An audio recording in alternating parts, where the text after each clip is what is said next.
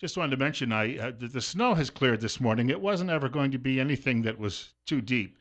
Some people have been commenting about that. If you were outside earlier, you might have saw a few light flakes falling. But the good news is, and I looked at the long range weather forecast, this little appearance of winter again this morning is likely the last because the long range forecast shows a very gradual, constant warm up. So the worst of our wintry weather appears to be out of the way, which I don't think anybody's complaining about. And just a quick note, our check on the weather is a service of Mountain Home Auto Ranch in Mountain Home. I have a couple of guests in studio with us this half hour, and they're with the Idaho Immunization Coalition. Words with more than two syllables sometimes are difficult for me to get out, but I got it today. I'm joined by Karen, and it's Sharpnack, right? Correct. You're the executive Good morning. director, and Pat, the last name is again? Herman. I can't read my own writing. I used to do a financial show with a Bruce Herman, but he used two N's on the end of it. And you're a nurse. Well, retired, yes. Once a nurse, always a nurse, right? That's true. We're talking a little bit about immunizations today, and those of us who've raised children obviously have a pretty good idea of some of the discussion. But we're talking about people, I suppose, of all ages, and right off the top, for people who are listening today, what are some of the history of this? Of course, goes back probably to people making some accidental discoveries about cowpox and things like that, and we've just been developing this technology for the last several hundred years, right? Correct. Yeah. We're very fortunate that we have some vaccines that will prevent some possibly deadly diseases. We didn't have them when I was a kid. We only had tetanus booster, and they didn't have polio vaccine until I was in elementary school. I can remember taking the sugar cubes. Well, prior to that, I think we've just aged all of us. Yeah, prior to that, they had a shot, a shot, and then they advanced to the sugar cube, and now we're back to shots. Now, for folks out there, and of course, I had chicken pox as a kid, and I still have a couple of the scars to deal with. But we've really gotten to the point. Smallpox has apparently been eradicated. We've reached a point where there's only a handful of things that we're really worried about, especially for children, I guess, right? And so we've got a battery that my daughter, when we would take her in, would get several at one time, often. Sure. And so we can make sure that you have a healthy child, and they're going to be a healthy adult if they're a healthy child, right? Correct.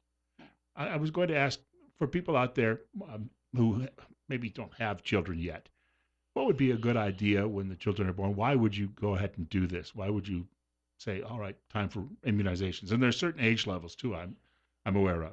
Right. There are age-appropriate vaccines. The first vaccine we usually give a little one, is at birth, and it's the hepatitis B vaccine.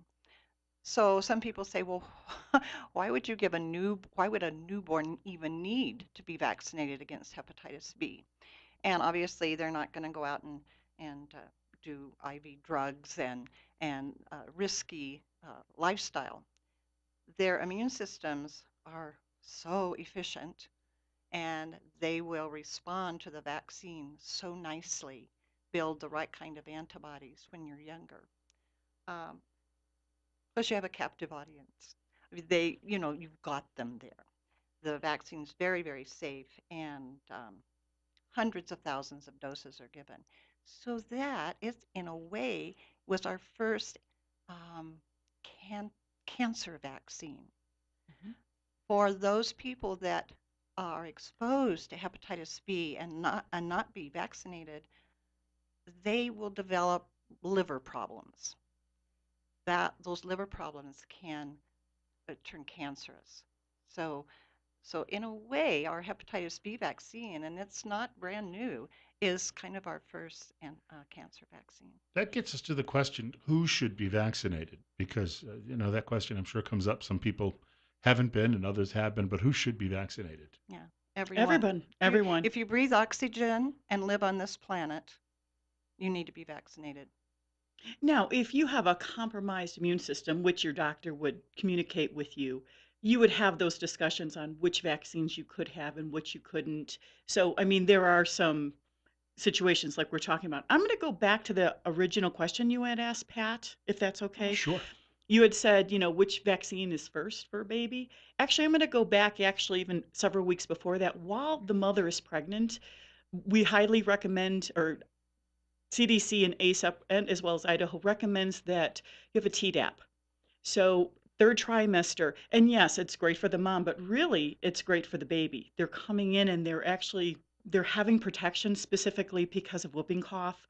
We want to make sure that baby has a strong immune system coming out.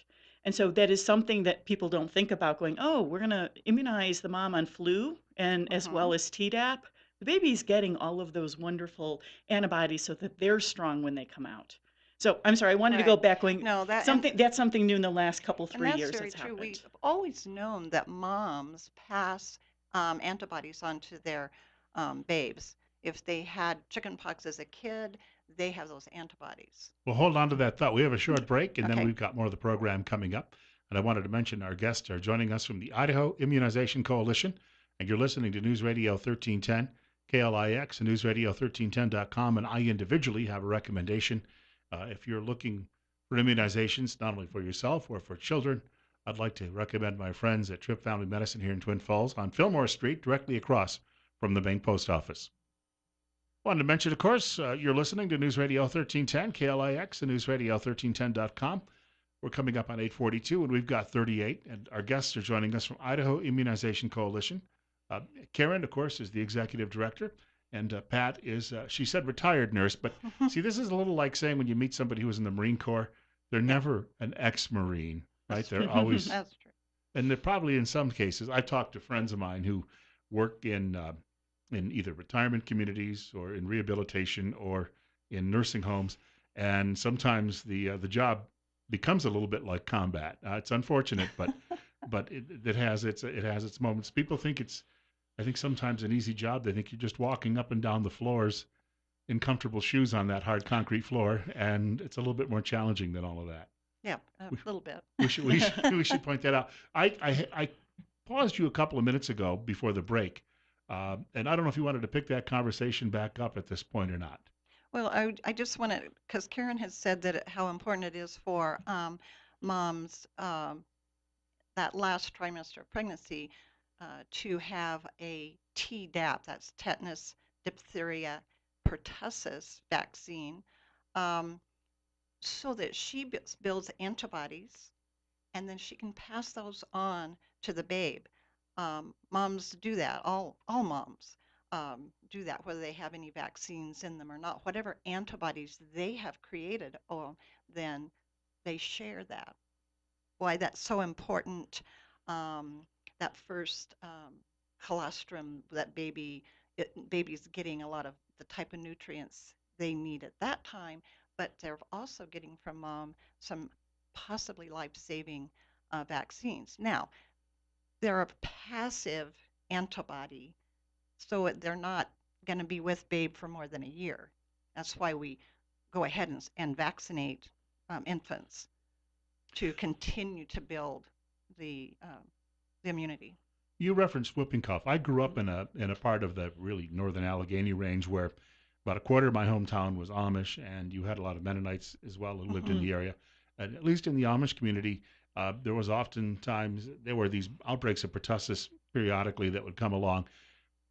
And I suppose if you live in an isolated community, that's in some degree your own business. But when I would go to the bank or I would go to the grocery store, I would encounter these people. So Mm. if you're going to be out in the larger community, I guess that's the idea is that your own children, if you're concerned about it, should be vaccinated. Certainly. Yeah. Yeah. You whooping cough has been a problem in Idaho certainly in the past. It rears its ugly head, um, and and we found that the vaccines that the kids have gotten have waned or have gotten weak, or their antibodies have gotten weaker. So they need a boost, is what we call it. So they really do need these boosts. If a teenager or an adult gets whooping cough, you're going to be sick.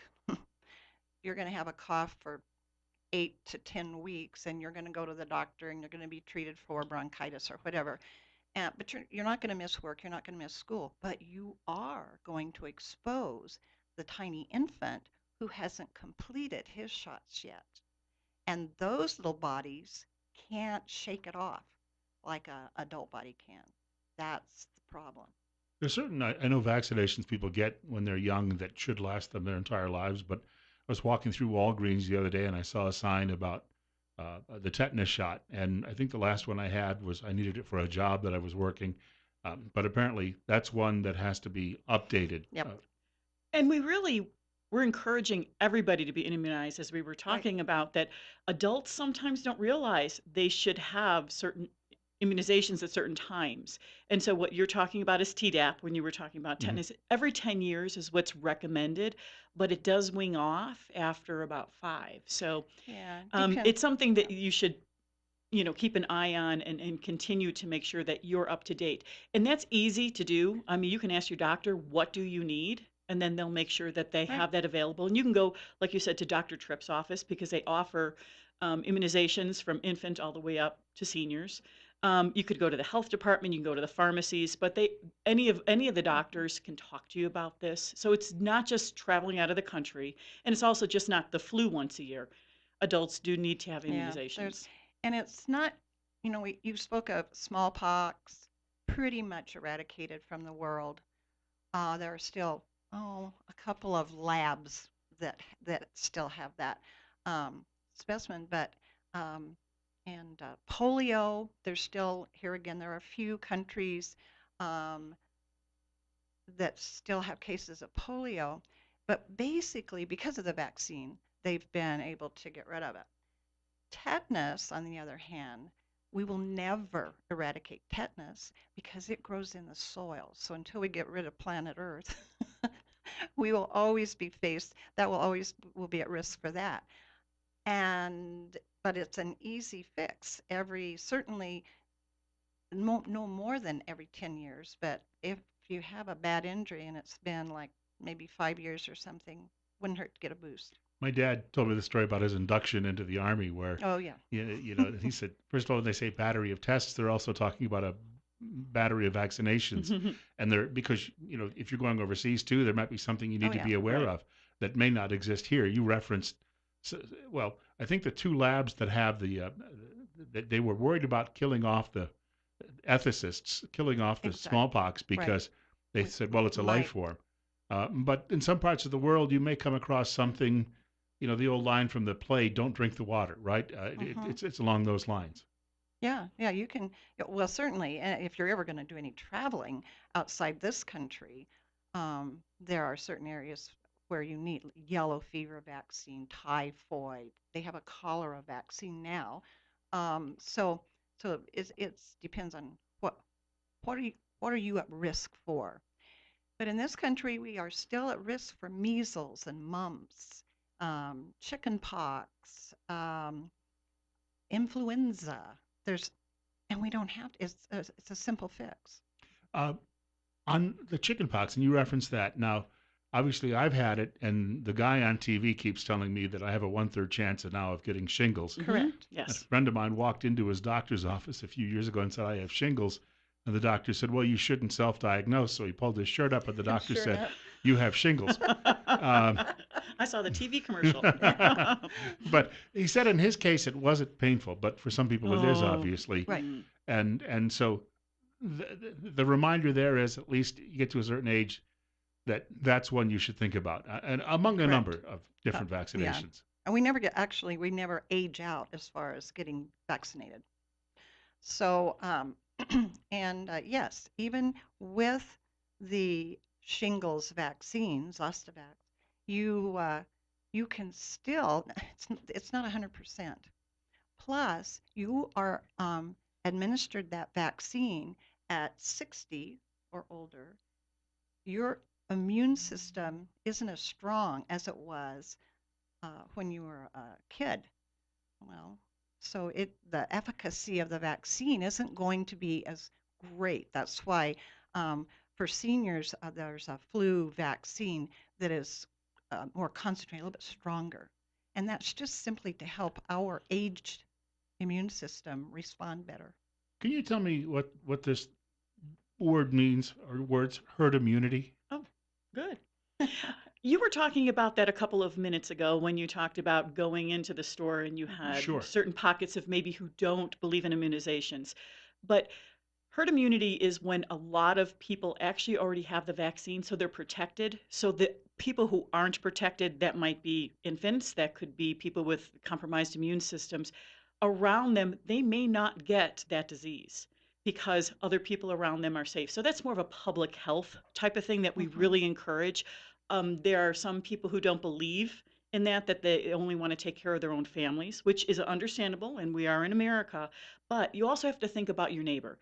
You have to think about the generations that you might be affecting because you haven't done this. So they say about Pat, about Right. 90% of the people who have, who are protected, you will protect the ones that actually need you to be this way. So, Yeah, you um, have to have a lot of yeah. people that the people around you have been vaccinated before you can Hmm. count on herd immunity. Um, and there's another term we use, and we call it cocooning. And this has to do with the newborn who has some antibodies from mom, but not a lot. And so people around him should have all of they should be up to date on their vaccines.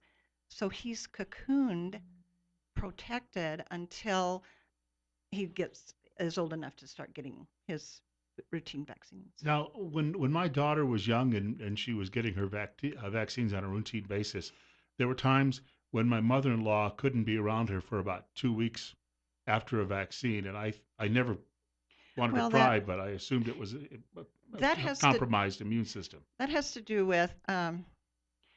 with vaccines that can be live. It's usually the live attenuated vaccines, Hmm.